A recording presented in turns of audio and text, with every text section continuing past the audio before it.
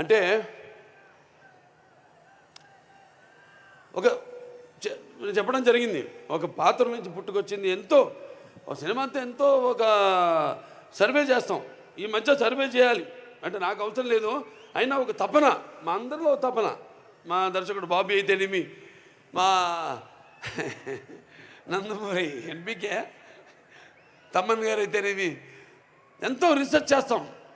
ఏదో చేయాలి, ఇంకా ఏదో ఇవ్వాలి అని ఒక ఆవేశం, ఒక తపన.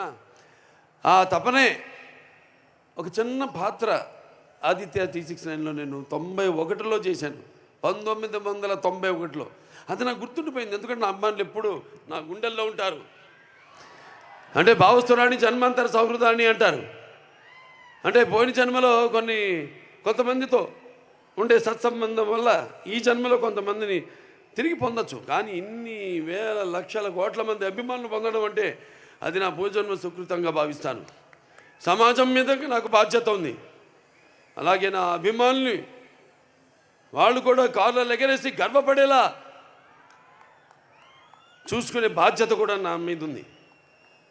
ఎందుకంటే మేము ఎప్పుడు అలా ఆలోచించను. అభిమానులు అంటే చెప్పినట్టు ఒక పెద్ద కుటుంబాన్ని ఇచ్చి వెళ్ళారు ఎన్టీ రామారావు గారు. అందుకే నాకంత ధన్యమైన జన్మనిచ్చి నన్ను మీ అందరి గుండెల్లో ఆయనకి ప్రతిరూపంగా నిలిపినందుకు దైవాంశ సంభూతుడు, విశ్వానికి విశ్వ నట రూపం ఏంటో చూపించిన నా తండ్రి, గురువు, దైవం, కారణజన్ముడైన విశ్వవిఖ్యాత నట సార్వభౌమ నటరత్న తెలుగుదేశం పార్టీ వ్యవస్థాపకులు డాక్టర్ పద్మశ్రీ నందమూరి తారక రామారావు గారు మమ్మల్ని గెలిపారు. అటు సినిమా రంగంలో మరి ఆయన నటిస్తుంటే పౌరాణికాలు ప్రాణం పోసుకున్నాయి, జానపదాలు జావలీలాడాయి, అలాగే సాంఘికాలు సామాజ వర్గమనాలు అయ్యాయి, అలాగే పాట పద్యం పదిలెక్కింది, పాట నాటు నేర్చింది, కళామ తల్లి కన్నుల పండుగ చేసుకుంది, కలగల నవ్వింది, గలగలలాడింది. అటువంటి రామారావు మరి ఆయన బిడ్డగా పుట్టడం అంటే ముందు తెలుగు జాతి చేసుకున్న, అంటే ఆయన తెలుగు జాతిలో పుట్టడం అనేది తెలుగు జాతి అదృష్టం. అయితే మనమందరం ఆయన పుట్టిన జాతిలో మనం పుట్టడం మనందరం చేసుకున్న అదృష్టం. మరి ఆయన బిడ్డగా పుట్టడం అన్నది అది ఎన్ని జన్మల మరి ఏ పుణ్యఫలమో. కానీ నా అభిమానులు ఎల్లప్పుడూ నా గుండెల్లో ఉంటారు. మీకు మాకు ఏ జన్మల అనుబంధమో, ఏ రుణానుబంధమో, ఏ విడదయ్యలేని అనుబంధమో కదా అని నాకు అనిపిస్తూ ఉంటుంది.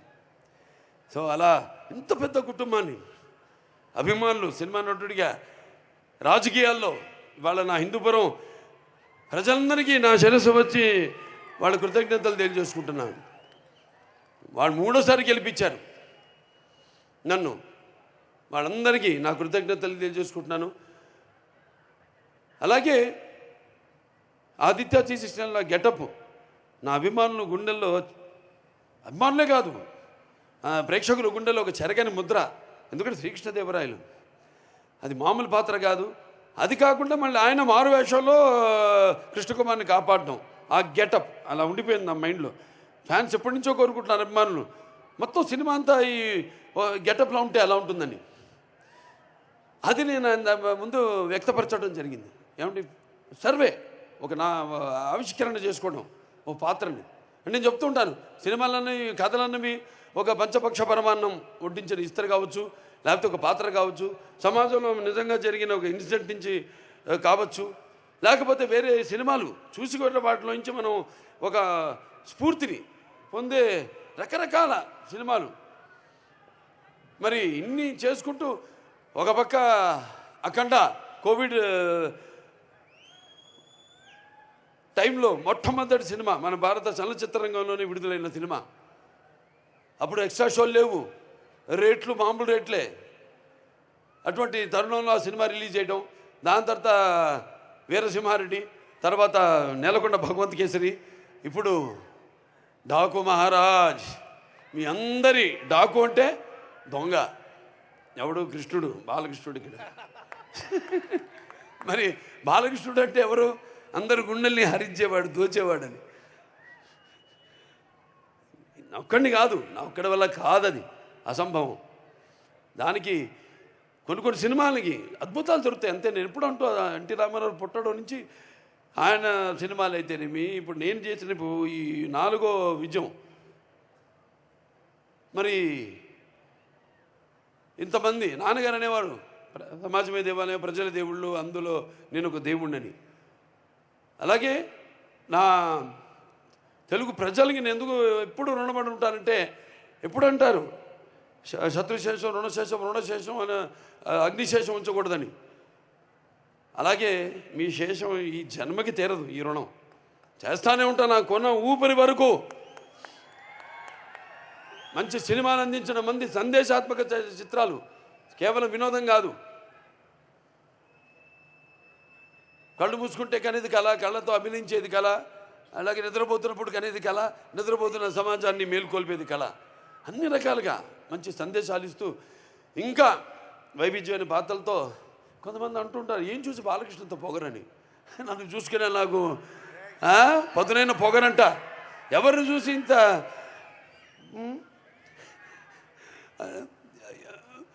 అంటే అన్నీ తెలుసా వీడికి అనుకుంటారు. నన్ను నేను తెలిసే కంటే గొప్ప విద్య లేదని ఒక సవాలుగా నిలబడతా. ఎవరిని చూసుకుని తను అంత ధైర్యం అంటారు. నన్ను నాలో ఉన్న నాలో ఉన్న వ్యక్తిత్వాన్ని చూసి మరి ఆ ధైర్యం అక్కడి నుంచే నాలో ఉన్న వ్యక్తిత్వం అంటే ఒక పట్టుదల. కేవలం సినిమాలే కాదు, ఒక జీవితాన్ని కూడా ఏమిటో ఒక అర్థం చేసుకోవాలనే ఇంకొక తపన.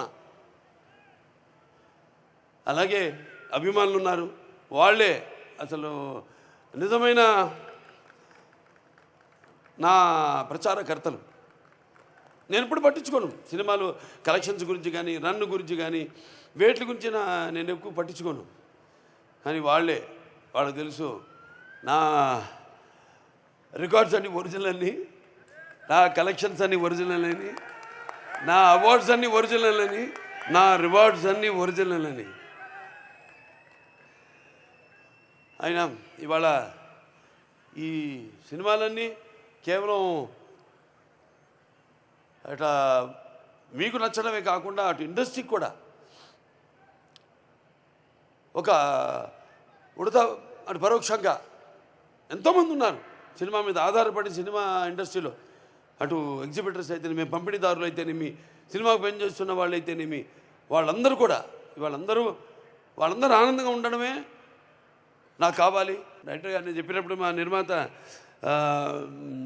వంశీ గారు చెప్పినప్పుడు వచ్చారు, కలిశారు.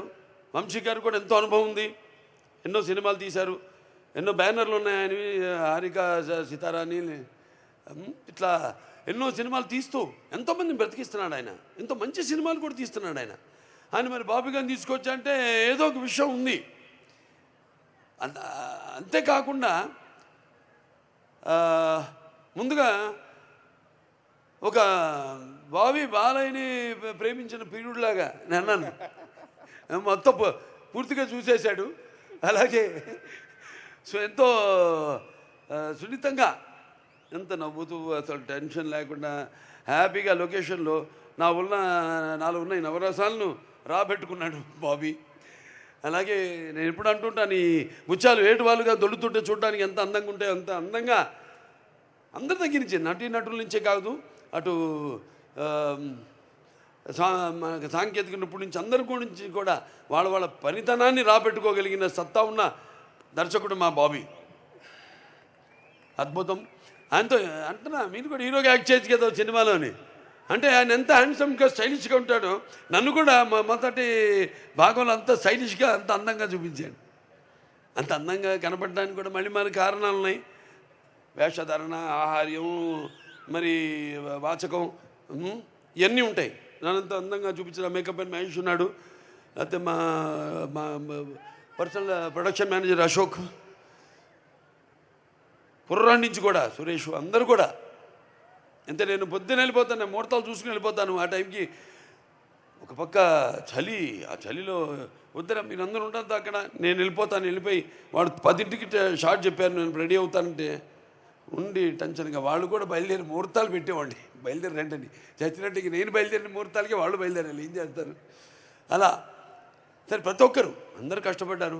ఇక మా తమ్మన్న గారి నుంచి ప్రత్యేకంగా ఏం చెప్పక్కర్లే, ఏం చెప్పాలా నీ కొంచెం ఏదో అంటాను. సప్త సాగర సంఘర్షణ తరంగ జ్వలిత శబ్దోద్భవ మాధురి శబ్ద స్వరాలైన సరిగమ్మ పదని సంగీత సాహిత్య మృదు గీతాలు వినడానికి మరి భాషా భేదం కానీ ఆడమగ తేడా కానీ లేకపోతే పండిత బామరాది పట్టు పిడుపుడుపు కానీ ధనిక దారిద్రాది తారతమ్యములు కానీ అభిమానం దురభిమానులనే అడ్డకట్టలు గోడలు కానీ ఉండవని నేను ఇప్పుడు చెప్తుంటాను. ఆనాడు మనం చూసాము, చదివాం. సృష్టికి ప్రతి సృష్టికర్త అయిన విశ్వామిత్రుడే తపస్సు నిజ జీవితానికి వచ్చాడని, అలాగే శ్రీకృష్ణుడి వేణుగానానికి ఆవుల మందం గోవుల మందం మేపు మాని మోకరిలైనవి. అలాగే నేటికి నాదస్వర సంగీతానికి నాగపాములు పడగలు ఎత్తి ఆడడం చూస్తున్నాం. అంటే సంగీతంతో హిట్ అయితే సినిమా సగం హిట్ అయినట్టే, సంగీతం హిట్ అయితే. ఈయన సినిమాలు హిట్ అవడం కాదు, బ్లాస్ట్ అవుతున్నాయి ఎక్కడికక్కడ ఊఫర్లు స్పీకర్లు. సరే ఏదైనా సినిమాని అర్థం చేసుకోవడం మీరు, సినిమాకి మామూలుగా పందాలు వాళ్ళ పని నెరవేర్చడం వేరు, నిర్వర్తించడం వేరు బాధ్యతని. అది బాధ్యత కాదు, కానీ ఇక్కడ బాధ్యత. ఇంత కంటెంట్ ఇస్తున్నాం, ఇచ్చినప్పుడు దానికి స్పందన ఎలా ఉంటుందనేది జనం నుంచి కాదు, ముందు మా నుంచి రావాలి స్పందన. మాకు కలగాలి స్పందన. ఏంటి ఈ సినిమా, ఎక్కడికి వెళ్తుంది ఈ సినిమా, ఎక్కడ తీసుకెళ్తా ఈ సినిమా అనేది. అటువంటి అద్భుతమైన పాటలకే కాదు, అటు బ్యాక్గ్రౌండ్ మ్యూజిక్ అసలు బాక్స్ బద్దలైపోయేలా, స్పీకర్లు బద్దలైపోయేలా అద్భుతమైన సంగీతాన్ని బాణీలను సమకూర్చిన మా తమ్మునికి నా ఆశీస్సులు తెలియజేసుకుంటున్నాను.